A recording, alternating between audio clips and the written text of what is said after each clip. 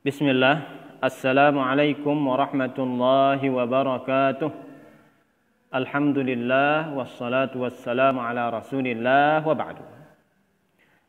Kaifa halukunna? Bagaimana kabar Anda semua? Mudah-mudahan kalian semua dalam keadaan sehat dan mudah-mudahan kita semua dilindungi oleh Allah Subhanahu wa taala. Kita bersyukur kepada Allah Ananda Salihah atas segala nikmat yang diberikan, karena dengan nikmat Allah kita bisa melanjutkan pelajaran kita hari ini. Ananda Soleha, hari ini pelajaran kita apa? Nah, hari ini pelajaran kita adalah fikih. Apa tema pembahasan kita hari ini? Hari ini insya Allah kita akan murajaah bab 5. Ya. Hari ini kita akan murajaah bab 5. Kita akan mengulang dan mengulas kembali pelajaran bab 5. Adapun tujuan kita belajar hari ini Ananda Salihah, kita akan mengetahui dan memahami kembali cara dan rukun tayammum. Ya. 6. Nah, inilah dia bab 5 rukun tayammum. Insyaallah kita akan murojaah hari ini. Jadi murojaahnya Ustaz akan baca dulu semua, ya.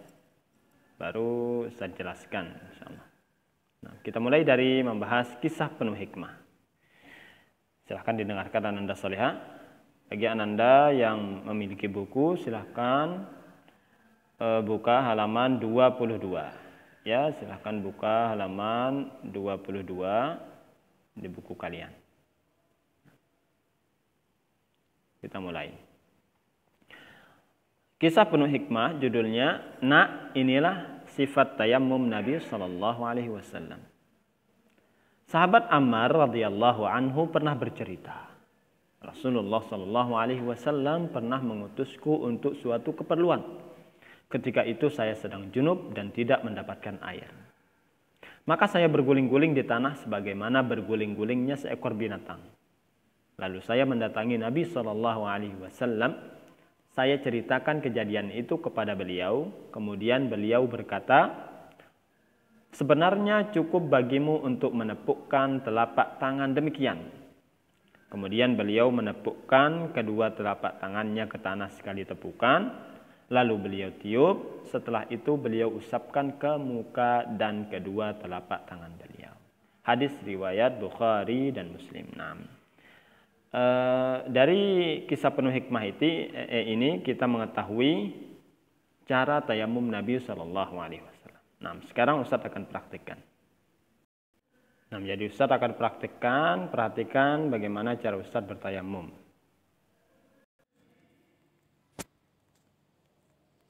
Baca Bismillah, Bismillah. Satu kali, usap muka, satu kali. Dari kanan dulu, telapak tangan kanan satu kali, kiri satu kali. Sudah selesai. Baca Bismillah, Bismillah. Satu kali, usap muka, satu kali. Dari kanan dulu, telapak tangan kanan satu kali, kiri satu kali. Sudah selesai. Baca Bismillah, Bismillah. Satu kali, usap muka, satu kali. Dari kanan dulu, telapak tangan kanan satu kali, kiri satu kali. Sudah selesai. Baca Bismillah. Nah, itulah dia tadi praktik tayammum.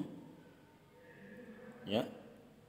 Mudah-mudahan kalian bisa pahami cara tayammum Nabi Sallallahu Alaihi Wasallam. Nah, sekarang kita akan lanjutkan. Tadi kita sudah melihat bagaimana praktik dan cara tayammum Nabi Sallallahu Alaihi Wasallam. Sekarang kita lanjutkan.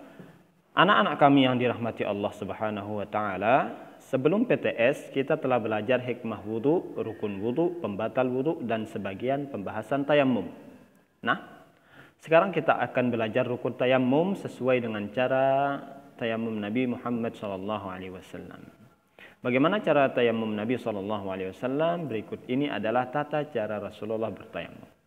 Yang pertama, membaca niat, ya, berniat dulu, berkeinginan dalam hati, bertayamum dengan tujuan beribadah kepada Allah.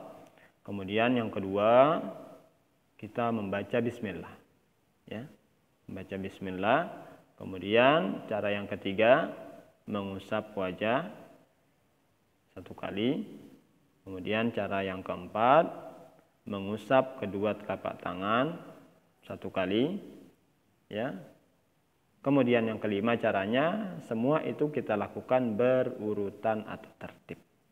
Nah, seperti yang Ustaz contohkan tadi. Sebelum kita akhiri Ananda Soleha, karena di sini ada disebut rukun tayamum. Ya. Adapun rukun tayamum Ananda Soleha ada 4 seperti yang kita sudah jelaskan pada pertemuan sebelumnya. Rukun tayamum itu ada 4. Ya. Rukun tayamum ada 4. Yang pertama yaitu ini berniat. Ini berniat yang pertama. Kemudian yang kedua, rukun tayamum mengusap wajah, ya. Kemudian yang ketiga, rukun tayamum mengusap kedua telapak tangan. Kemudian yang keempat, rukun tayamum itu adalah tertib atau berurutan. Nah, keempat rukun tayamum ini Ananda Soleha wajib semuanya kita lakukan. Tidak boleh salah satu saja kita tinggalkan. Jika salah satu kita tinggalkan, tidak kita lakukan, maka tayamum kita tidak sah. Nah, itulah dia Ananda Soleha cara tayamum Nabi SAW dan rukun-rukun tayamum. Ada 4. Yang pertama yaitu berniat. Kemudian yang kedua mengusap wajah. Ketiga mengusap kedua telapak tangan. Dan yang keempat tertib atau berurutan. Nah, semoga Allah Subhanahu wa taala membimbing kita untuk terus meneladani sifat tayamum Nabi, sifat tayamum Rasulullah SAW, dan kita tetap istiqomah dalam mempraktikkannya. Nah, sampai sini Ananda Soleha pelajaran kita mudah-mudahan bermanfaat. Untuk kesimpulan pelajaran kita pada hari ini, kita sudah mempelajari 2 poin penting Ananda Soleha. Yang pertama tadi kita sudah mengetahui dan memahami cara tayamum sesuai dengan yang dicontohkan oleh Nabi SAW. Kemudian yang kedua kita sudah mempelajari rukun tayamum. Rukun tayamum ada 4. Yang pertama berniat. Kemudian yang kedua mengusap wajah. Yang ketiga mengusap kedua telapak tangan. Dan yang keempat tertib atau berurutan. Nah, inilah dia kesimpulan dari murajaah kita pada hari ini. Sebelum kita tutup Ananda Soleha, di sini ada tugas dari Ustadz, yaitu silahkan jawablah soal yang dikirimkan di grup WA. Ya, jadi nanti Ustadz akan kirimkan sebuah link tugas fikih. Ya, mudah-mudahan Allah Subhanahu wa taala memudahkan kalian dalam mengerjakan soal yang Ustadz kirimkan, dan mudah-mudahan Allah memberikan taufik kepada kalian untuk menjawab jawaban yang benar. Demikian Ananda Soleha pelajaran kita hari ini. Mudah-mudahan bermanfaat untuk kita semua. Kita akhiri pertemuan hari ini dengan doa kafaratul majlis. Subhanakallahumma wa bihamdika asyhadu an la ilaha illa anta astaghfiruka wa atubu ilaik. Wassalamualaikum warahmatullahi wabarakatuh.